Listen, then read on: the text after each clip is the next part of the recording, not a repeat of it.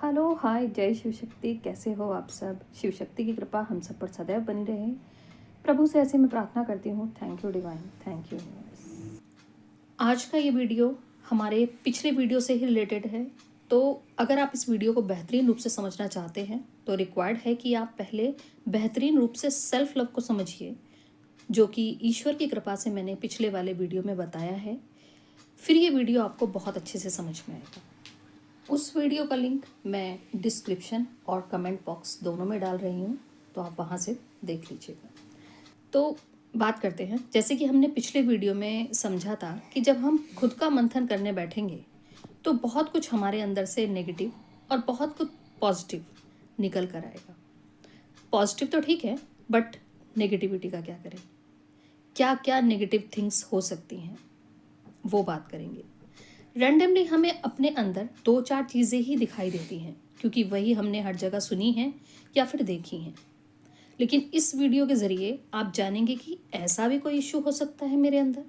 ये तो मैंने कभी सोचा ही नहीं था, या शायद मैं जानता तो था बट मानता नहीं था। जो भी हमारे अंदर विकार हैं, मैं साथ साथ में उन्हें चेंज कैसे करना है वो भी आपको बताती जाऊंगी, और उन्हें चेंज करने के लिए हमारा जो पॉजिटिव थॉट प्रोसेस रहेगा वो क्या होगा वो भी बताऊंगी। बेसिकली हम यहाँ पे कर क्या रहे हैं? हम यहाँ पे खुद का बेस्ट वर्जन बनने की शुरुआत कर रहे हैं। तभी तो हम खुद से प्यार कर पाएंगे ना। बेस्ट चीज़ ही तो चाहिए जिससे हम प्यार करते हैं। और ये होगा कैसे? जो भी हमारे पहले के belief systems, faith, bad habits चली आ रही हैं, उनको हमें रिप्लेस करना है विथ राइट प्रोस्पेक्टिव। ओके, इसे आप सबकॉन्शियस रिप्रोग्रामिंग की तरह भी देख सकते हो। अब तक जो चला आ रहा है मुझ में, जो भी अच्छा है मैं रखूँगा या रखूँगी, जो भी ठीक नहीं है उसे रिप्लेस करूँगा या करूँगी विद राइट प्रोस्पेक्टिव।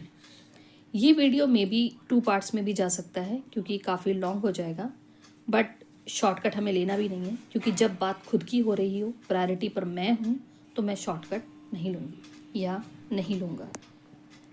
अब से एक चीज़ आपको हर बार करनी है, आदत डाल लो। जब भी आप अपनी लाइफ में अपने इश्यूज़ को या नेगेटिविटी को फील करोगे, फेस करोगे, तब आपको तुरंत उसको पॉजिटिव थॉट प्रोसेस से तुरंत चेंज कर देना है। ठीक है, रिप्लेस कर देना है। धीरे धीरे ये चीज़ आपकी हैबिट में आती जाएगी और आप देखेंगे कि आपकी नेगेटिविटी, आपके इश्यूज़ वैनिश होते जा रहे हैं। अब ये जो प्रोसेस है ये बहुत ही कारगर है, सिद्ध है, और सबसे बड़ी बात बहुत ही आसान है। जब आप इस प्रोसेस में आते हैं तो इसकी अवेयरनेस से ही आपका आधा काम तो तभी हो जाना है। ठीक है, बाकी जो बचेगा वो आप बोलकर, इसे यूज़ करके और लिख कर भी यूज़ कर सकते हैं। ठीक है, लिख कर भी आप अपने प्रोस्पेक्टिव्स को चेंज कर सकते हैं। अब लिख कर कैसे? आप एक साइड पे ब्लैक पेन से अपना नेगेटिव इशू लिखिए। ठीक है, और उससे रिलेटेड अपनी फीलिंग्स लिखिए। ठीक है, और आपकी लाइफ में उसके चलते क्या क्या लॉस हो रहा है वो लिखिए। दूसरी साइड पे आपको रेड पेन से या ग्रीन पेन से अब आपने क्या चेंज किया, ठीक है, पॉजिटिव प्रोस्पेक्टिव क्या रहने वाला है अब उसका, और आप अपने माइंड में क्या आप डालने वाले हो।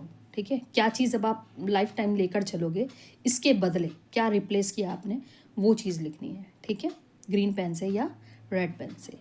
ये इतना कारगर है कि जो हम महंगी महंगी हीलिंग्स लेते हैं ना, है ना, वर्कशॉप्स लेते हैं, ये उसके इक्वल है। हल्के में मत लेना इसको, इतना दमदार है ये। अभी हम इस वीडियो में जो भी इश्यूज़ या जो भी सॉल्यूशन यानी पॉजिटिव थॉट प्रोसेस अपना रखेंगे, तो अगर कोई बाय चांस रह जाए मुझसे तो उसके लिए मैं क्षमा चाहूँगी। और अगर कोई इशू आपको लगता है कि ये भी कवर होना चाहिए, या आप किसी इशू से रिलेटेड सॉल्यूशन चाहते हैं, तो वो भी आप कमेंट बॉक्स में लिख सकते हैं। कोशिश करूँगी मैं कि कमिंग वीडियोज़ में उन इश्यूज़ को मैं कवर कर पाऊँ। वैसे तो इसके भी अभी 2-3 पार्ट तो शायद जाएंगे ही, तो उसमें अगर हुआ, जेन्युइन हुआ, ऑथेंटिक लगा मुझे, तो मैं ज़रूर कवर करूँगी।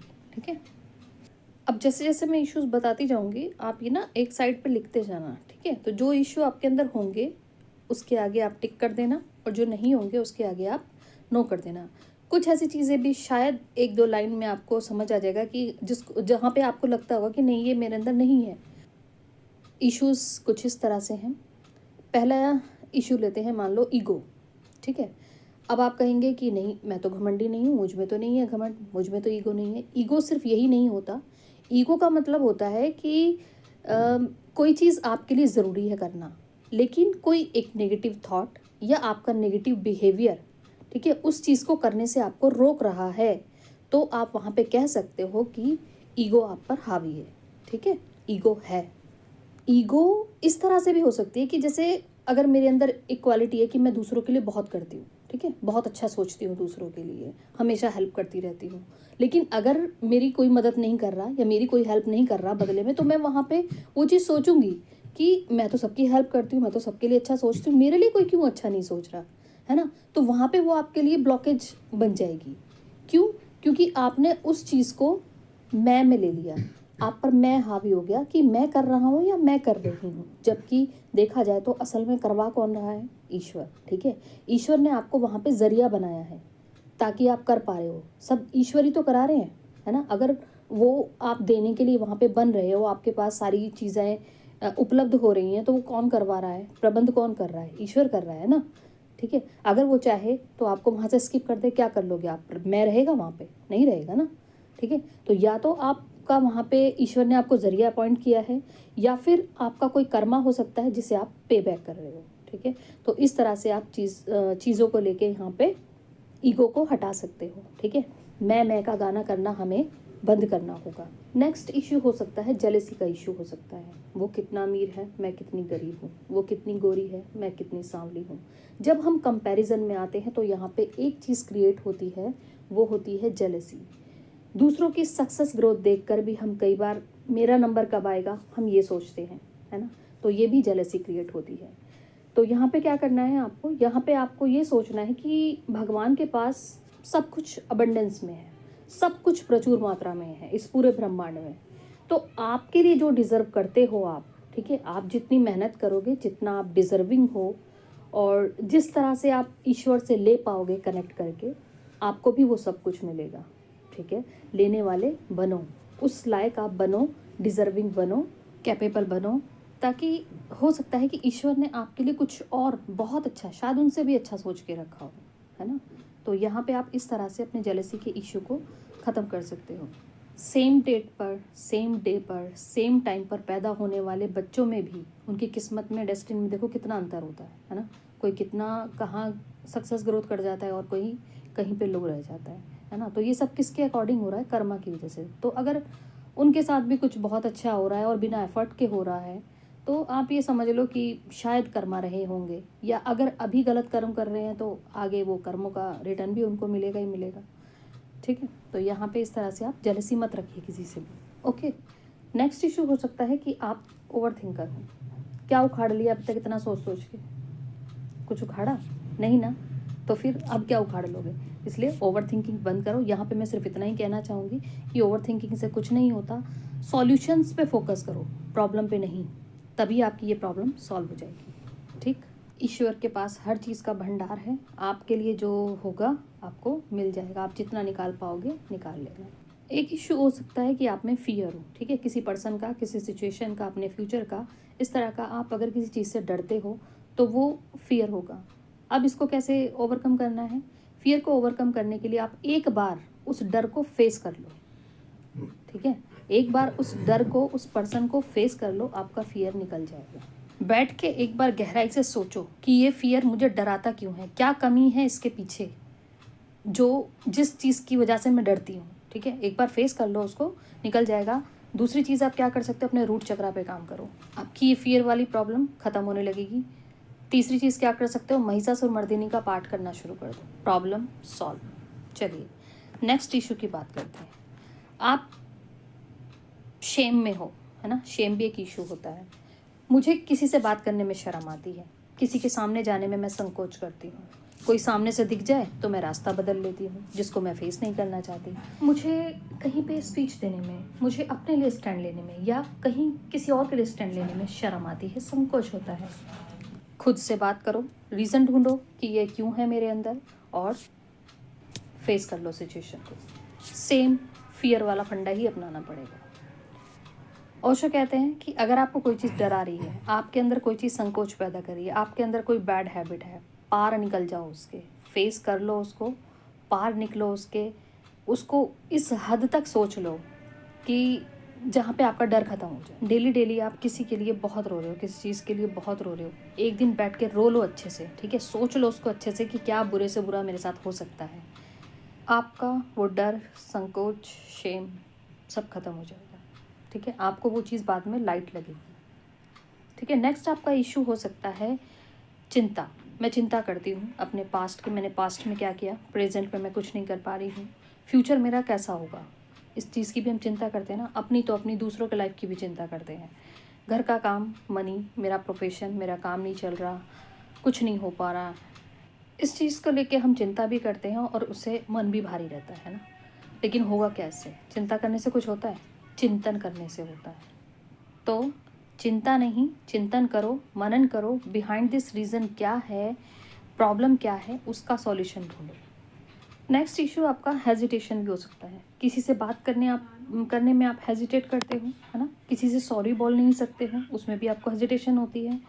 कोई इवेंट, कोई पार्टी, इनको अटेंड करने में भी आपको हेजिटेशन होती है ना। स्टेज फियर है आपको, तो ये भी आपका इशू हो सकता है।